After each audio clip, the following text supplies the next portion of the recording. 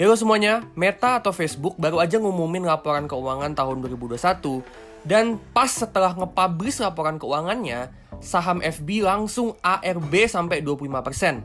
Dari harga penutupan di $323, besoknya pas market buka itu turun sampai ke $247. Nah, jadi ada apa nih sama Meta atau FB? Apakah Meta ini udah nggak bisa tumbuh lagi? Apakah ini awal mula kejatuhannya FB? Apakah Metaverse akan gagal? Atau apakah ini kesempatan emas untuk beli saham FB di harga bawah? Nah, semuanya akan kita bahas di video ini. Sebelum kita mulai, gue nggak pernah bosen ngingetin kalian untuk subscribe dan tekan lonceng notifikasi supaya kalian dapat update terbaru dari Todopedia dan supaya bisa bantu channel ini bertumbuh. Oke, kalau gitu langsung aja kita mulai. Intro.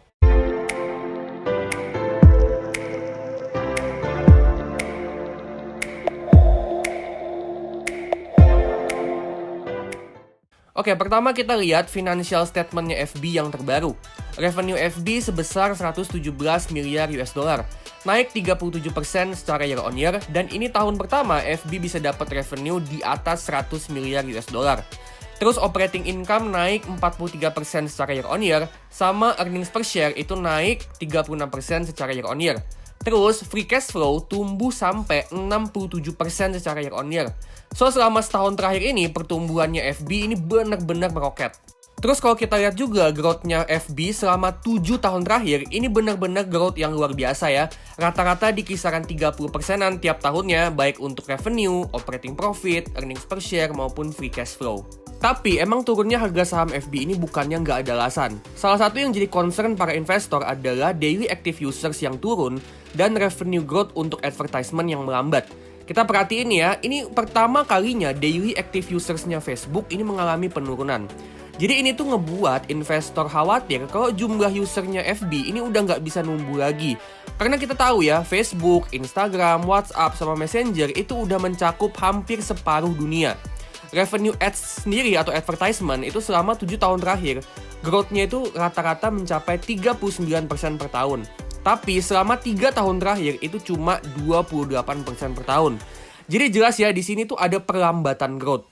Terus juga selama setahun terakhir nih kita lihat ya, revenue per kuartalnya itu masih bertumbuh, tapi cuma di kisaran 20%-an aja. Nah, itu adalah concern yang pertama. Sebelum kita bahas concern yang kedua, kita perlu tahu dulu ya kalau sekarang Meta itu membagi bisnis mereka ke dalam 2 segmen yang mereka namai dengan sebutan yang pertama itu Family of Apps, sama yang kedua itu Reality Labs. Segmen Family of Apps isinya revenue dari iklan di Facebook, Instagram, WhatsApp, sama Messenger.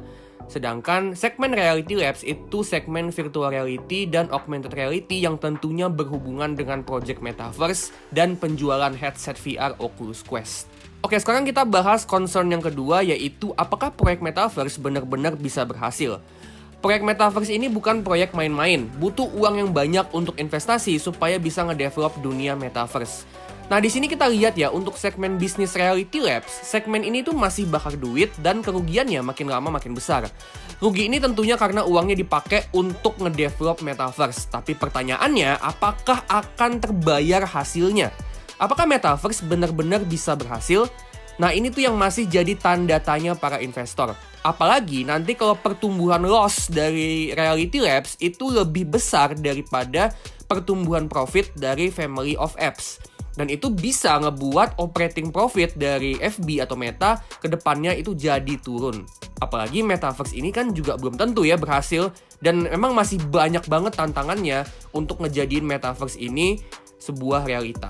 Nah, itu dia concern yang kedua. Sebelum kita bahas concern ketiga, gue mau ingetin kalian untuk subscribe dan tekan lonceng notifikasi supaya kalian dapat update terbaru channel Todopedia dan supaya bisa bantu channel ini untuk bertumbuh dan bisa terus memberikan kalian insight tentang investasi, terutama investasi saham US dan saham IHSG. Nah, kita masuk ke concern yang ketiga. Concern yang ketiga datangnya dari App Tracking Transparency atau disingkat ATT, buatannya Apple untuk iOS.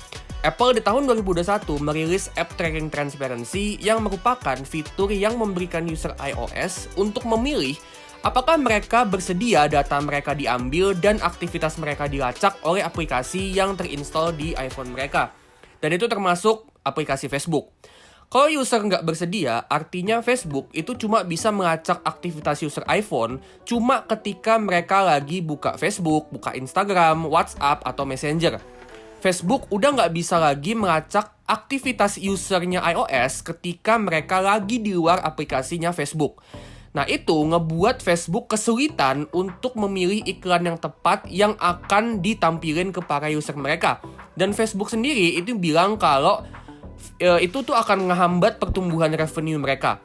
Mereka sendiri tuh bahkan udah bilang ya kalau mungkin di tahun 2022 FB ini akan kehilangan kurang lebih 10 miliar USD dari revenue-nya.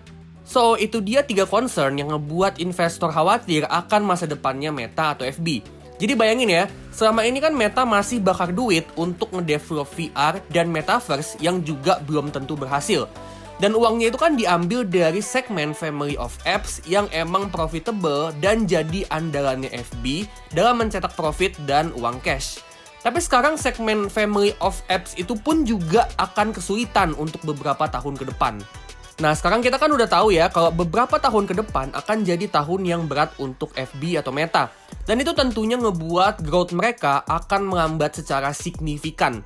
Nah, kita akan pakai tingkat growth yang lambat ini untuk cari tahu berapa sih harga yang wajar untuk saham FB. Apakah dengan harganya yang udah koreksi sekitar 30% udah ngebuat sahamnya undervalue dan layak untuk buy? Atau kita sebaiknya tunggu dulu sampai dia koreksi lebih dalam lagi? Oke, jadi kita akan masuk ke metode discounted cash flow untuk hitung harga wajarnya. Kita akan pakai asumsi growth cuma 10% per tahun.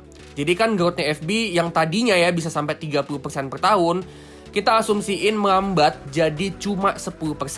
Dan kita akan pakai jangka waktu 10 tahun. Nah, kita mau return on investment dari saham FB itu 15%. Dan di tahun ke-10 kita asumsi terminal value sebesar 15 kali free cash flow-nya FB. Artinya di tahun ke-10, FB punya valuasi price to free cash flow ratio itu 15 kali. Nah, di sini dengan kita proyeksiin growth-nya 10% per tahun untuk 10 tahun ke depan, kita dapat harga wajarnya FB itu ada di kisaran 298. Ya.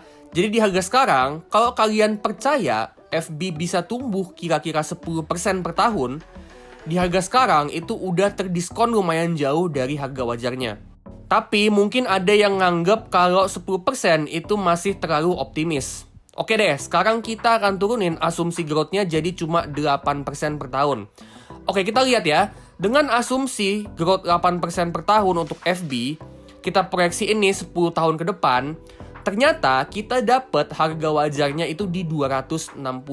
Oke, dan lagi-lagi harga sekarang ini masih terdiskon kurang lebih 10% untuk asumsi growth yang cuma 8%. Nah, sekarang kita akan coba kecilin lagi asumsi growth kita jadi cuma 7% per tahun untuk 10 tahun ke depan. Dengan asumsi growth cuma 7% per tahun dan kita proyeksiin untuk 10 tahun ke depan, di sini kita dapat kalau harga wajarnya FB itu ada di 243.